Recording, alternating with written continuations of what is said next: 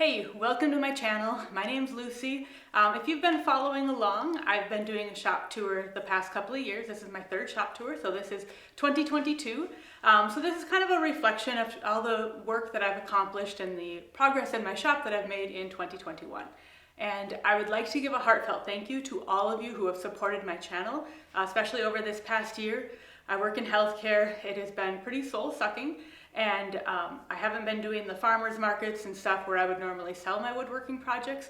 So this channel has really given me the motivation to actually come out here and keep doing things. And I've really needed that for therapy. So genuinely, thank you so much. All right, so let's get started. So this year, I really have tried to focus on organization and dust collection. Those have been two of my main focuses. And since I wasn't doing markets and stuff, I built a lot of furniture for my own home, and I've really taken this opportunity to try new things and to try to grow as a woodworker. So my table saw, contractor saw, I bought this used and it has held up wonderful. It's a great saw. And I recently added this storage to it. So I just built this little cart. So I have a lot of different storage. Blades, grippers, even my track saw is stored in here, and then extra tracks for the saw are on a little shelf underneath.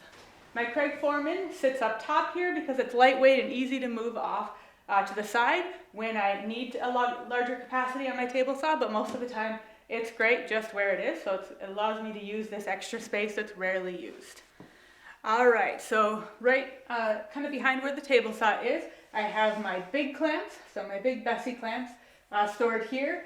And then my bandsaw is here. And last year I was kind of stating that I needed to figure out something for dust collection for this. This was the one thing not on the main unit. So this dust cart has been an amazing addition to the shop. It not only provides the dust collection for the bandsaw, but I have the floor, vacuum,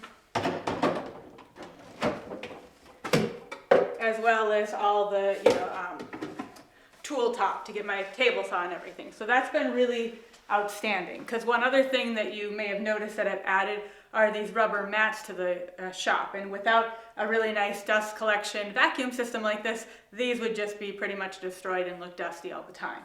So these mats have been really great, especially for my feet. They've helped with the acoustics in the shop since I do video as well. And they're not awesome if you have to wheel things around a lot, but my tools are pretty much stationary. The only things that I have to move at all are on really thick stall mats where I can move them. So, in a mobile shop, they wouldn't work very well, but I'm actually enjoying them here. All right, I still have the same big lumber rack that I built quite a long time ago. So I have a lot of space for vertical storage this way. And then let me show you to the other side. All right, so sheet goods can go in the middle here, and then a lot of other lumber storage here. Now, in hindsight, if I were to redo this, I would probably have most of this lumber this way, and I'd have the sheet good where I could get to it from the outside because it's extremely rare that I have any full sheets anyway. It's hard for me to transport them. I usually break them down right away, so I just buy what I need. So a lot of wasted space on the back of this part. All right, as we come around the side of the bandsaw, we have a dust extractor here, all of little hand battery operated tools here, batteries there. I like to have everything visible and at eye level as much as I can. So here I have all of the different heads for my impact driver, drill, whatnot. Then I have a little bit of storage space over here for little scraps of wood that I make jewelry and stuff out of. Some different templates here for my router table. And then again here I like to keep things at eye level and visible. All these little pieces, if they get put in drawers and stuff, I'll never be able to find them. So this way I always have them accessible. I have a mini split up top. I also added a lot of additional insulation to my shop. So that is extremely helpful. I have an overhead dust filter over here to try to get as, kind of be between the dusty tools and the mini splits, try to keep that as clean as possible. All right, my miter station is an area where I did a lot of work this year. So I was gifted a IVAC system, automated dust collection system for 3 of my tools. So I was able to move the blast gate away from my miter saw here and put it closer to the dust collector. and that allowed me to streamline my pipes. I also redid the whole base here and put in all of these drawers, so I have all these fabulous drawers and lots of space for small parts.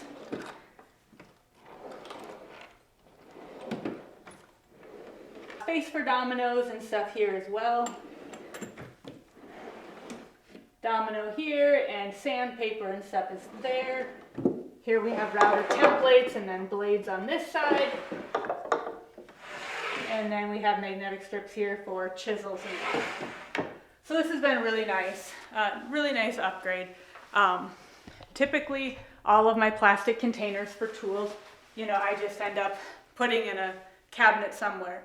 But since I cleaned this up and got stuff out of here, I thought I could put my sustainers up there because apparently as a YouTube woodworker, they must be visible, and I didn't want to get kicked off of YouTube. So, all right. So anyway, in all honesty, that did end up being a nice place to store them. So all of these had been in that space before, but by adding the drawers, I was able to use 22 inches of depth instead of 12 inches. But I did just build an extra area for some of these that I have spare coasters and stuff for, but I don't have the little bins in them because they're all in the drawers. This little Wheelie Display thing I bought for the markets a few years ago and ended up not liking it for that, but I really like it for, my shop storage. This is one of the first items that I made as a small child, so I like to keep that visible as well. Then, of course, more clamps. Clamps are my friend. All of these cabinets I got used for next to nothing, and the countertops were like $10 a piece at a reclaimed store, and so they all match, which is really wonderful. And these cabinets are nice and heavy duty and have some nice pull-out drawers and stuff in them. So that was a pretty good steal. Even though I have that large lumber cart, you will notice there's going to be buckets and containers and stuff for scrap wood everywhere because you can just never have enough storage space apparently. All right, so moving around here, this is my dust collection main unit here.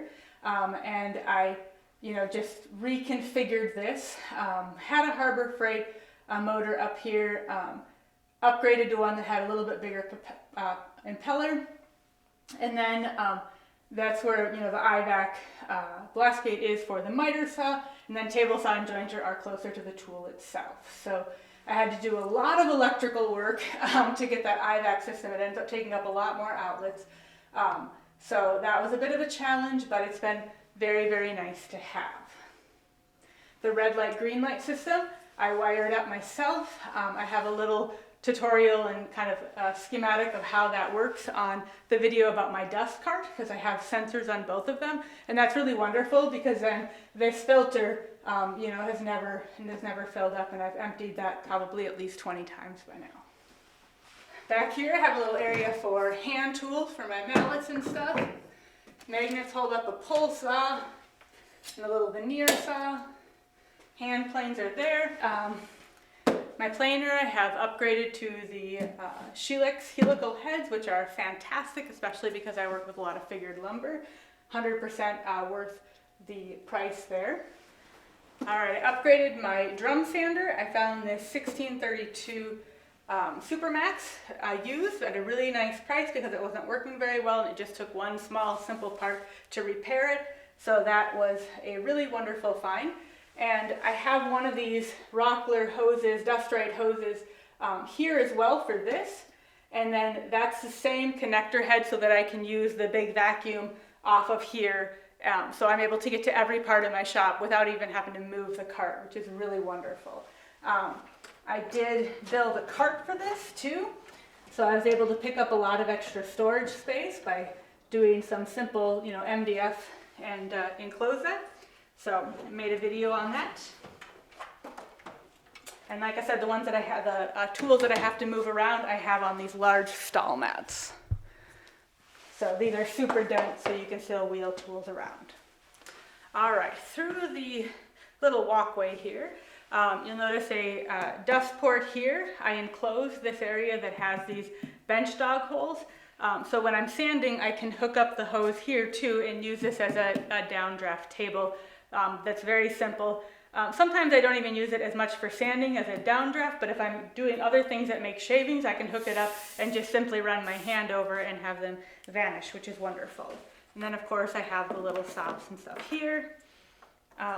This bench I picked up used from basically somebody who happened to live around the corner, and he even delivered it for me. So I got it for less than the materials would cost. I did a video on this bench vise. My dad brought this for me. It was really, really rusty. It was from my high school shop class. So I refurbished it and added nice big jaws to it, bench dogs. So this has been a really nice addition. I honestly don't know how I lived without it. So down here I have pieces for all the parts for the vacuum press, and then the vacuum press is right in here as well. Because I did a lot of veneering this year, so that was pretty interesting. All right, so on the side, I just have a really simple shelf with glue and wax papers, because this is where I end up doing all of my clamp up work. I have my craft roller for rolling out the glue. I have marking instruments and mechanical pencils, card scraper. Okay, so just little things that I would need right here. So my drill press, I made the table for it, and then have this for when I'm doing little things like rings. Dust collection here is very effective, and this just stays wherever you put it. The little cart can easily be moved out of the way if I do need to go a lot lower on the table, which I rarely do. But here I just made simple little drawers for Forstner bits, all other little bits. Then this big carousel thing, I used to have, I made this, and I used to have like my little drill press and little bandsaw and stuff on it, and I would spin it around and when I didn't have a lot of space. But since then I've obviously gotten floor models for all of those kind of tools, so this has just been used for my sanders. And so at some point I'll probably just do something more simple for those and maybe sell this, but it is nice to have all these extra drawers. And the Lazy Susan space underneath I have for all kinds of like circular saws and little hand tools that I don't really use much anymore, but they are there. All right, continuing around here, this is where I have my laser and my little CNC. My computer sits here. So this is just a nice area to be able to work on some of the kind of more electronic areas of woodworking. That's something that I spent a lot of time on this year as well. Still not fantastic at it, definitely a learning curve, but certainly a lot of improvement there. All right, so my router table I also built, and I did get a Dust Right little box for it, which was a helpful upgrade. By moving it over here, I was able to put it on the main dust collection system. It used to be where the bandsaw was. So I have an old Incra Ultra jig, so it works the same as the newer kind. It's, you know, maybe just a little bit more finicky, but it's probably, I don't know, 20 some years old. But I bought it used, so I got it for a fraction of the cost of what the new Incras are. And then I made my, upgraded and ended up, actually my dad helped make this, a little bit different system than what it came with, because I'm not great with those wooden clamps. And so I actually found that this Craig plate and then just making the same kind of deal here works really well. So I'm able to hold my pieces in this way, and it's pretty smooth. So if you're not familiar with how these types of jigs work, is there's all these little templates, so it tells you where to move the router back to do like dovetails or box joints and things like that. I have all my bits and stuff here, and then other additional storage. All right, so now we're back to almost where we started. So we're to the jointer. This is a 6-inch Grizzly, and it does have the upgraded Helix helical heads, and I bought it with that already in place because I bought it used. So I was able to get it with that upgrade for about the same price as a new one with straight blades by buying it used. So if you've been here for a while, you know that I do like used tools because I can get a little bit more bang for my buck. Back here, you can see that there's a lot more outlets. I had to, again, wire up a bunch because I have 2 tools right here off of the IVAC system, so the jointer and the table saw. And each one requires 2 additional outlets then. All right, so this is pretty much my space, and like I said, dust collection and organization were two of my big focuses, as long as trying different techniques and trying to learn and grow as a woodworker. So my main goal now is to try to keep this space clean like this. So if you notice in my videos that I'm not doing that, please feel free to get after me. Anyway, again, thank you so much for supporting my channel and for following along on my journey. I greatly appreciate it. All of these tools have been my therapist through this pandemic, so I cannot thank you enough for giving me a reason to come out here and play in this awesome space, okay? So happy building.